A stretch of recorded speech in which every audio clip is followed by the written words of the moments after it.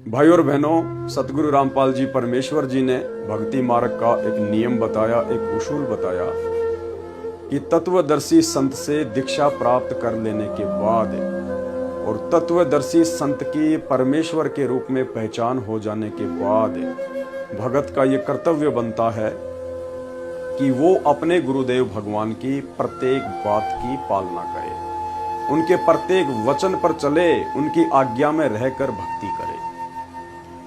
और इसके लिए परमेश्वर ने हमें एक उदाहरण दिया कि एक समय एक संत आश्रम से कहीं दूसरे गांव जा रहा था। जाते समय उसने अपने शिष्य से कहा कि भाई, मैं आज आश्रम से निकल रहा हूं और आप कल सुबह आश्रम से निकलना, और जहां जहां मैं रुकूंगा और जहां जहां मैं खाना खाऊंगा वहीं पर आपने रुकना है और वहीं पर आपने खाना खाना है। तो संत ने बता दिया कि मैं कहाँ विश्राम करूंगा, वहीं पे आपने विश्राम करना है और वहीं पर आपने खाना खाना है। गुरुदेव चले गए। दूसरे दिन शिष्य ने भी निर्धारित समय पर अपने गुरुदेव की आज्ञा अनुसार चलना ही था। सुबह होते आश्रम छोड़कर चल दिया। गुरुदेव ने ठहरने का स्थान उसको बता ही दिया था, तो जहां पर गुरुदेव ठहरे थे वहीं पर वो शिष्य भी ठहर गया। रात्रि में जब खाना खाने का समय हुआ तो होटल वालों ने कहा कि जी क्या खाएंगे महात्मा जी? तो उस शिष्य ने कहा कि मेरे गुरुजी ने क्या खाया था? बोले आपके गुरुजी ने तो मक्के की रोटी और सांडे की सब्जी खाई थी। सांडा एक जीव होता है, एक जानवर होता है। बोला मक्के की रोटी और सांडे की सब्जी खाई थी। तो बोला वही मुझे ला दो जो मेरे गुरुजी ने खाया था। तो होटल वालों ने तुरंत भोजन परोस दिया, शिष्य ने खा लिया। दूसरे दिन होटल से निकलकर गुरुदेव के पास में चला गया और गुरुदेव ने उसे पूछा कि बच्चा कैसी रही यात्रा? कि गुरुदेव आपके आशीर्वाद से बहुत बढ़िया रही। कहाँ रुका? गुरुजी जो आपने आज्ञा की थी वहीं रुका, उसी होटल में रुका। अच्छा, कहाँ खाया? गुरुजी वहीं खाया जहां आपने आज्ञा की थी। क्या खाया? गुरुजी वही खाया जो आपने खाया। क्या? जो मैंने खाया वो ही खाया? हाँ गुरुदेव, जो आपने खाया वही खाया। अरे नालायक, मैंने तो सांडे की सब्जी खाई थी। तो गुरुजी मैंने भी सांडे की सब्जी खाई है। अरे नालायक, सांडा तो जीव था, वो तो जानवर था। और तेरे को मैंने सत्संगों में क्या शिक्षा दी थी कि भगत ने जीव हत्या नहीं करनी, भगत ने मांसाहार नहीं खाना चाहिए। बोला गुरुजी आपने भी तो खाया था।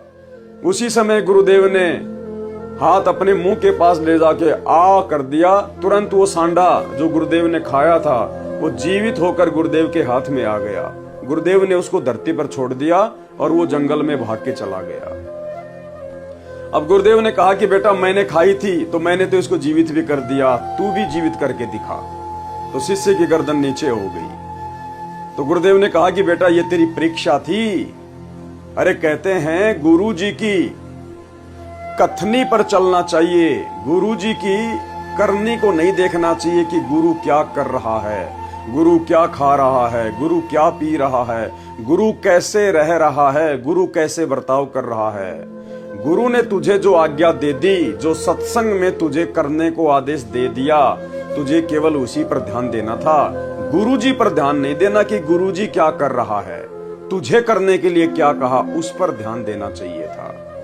तो वो उस शिष्य की परीक्षा थी जिसमें वो फेल हो गया।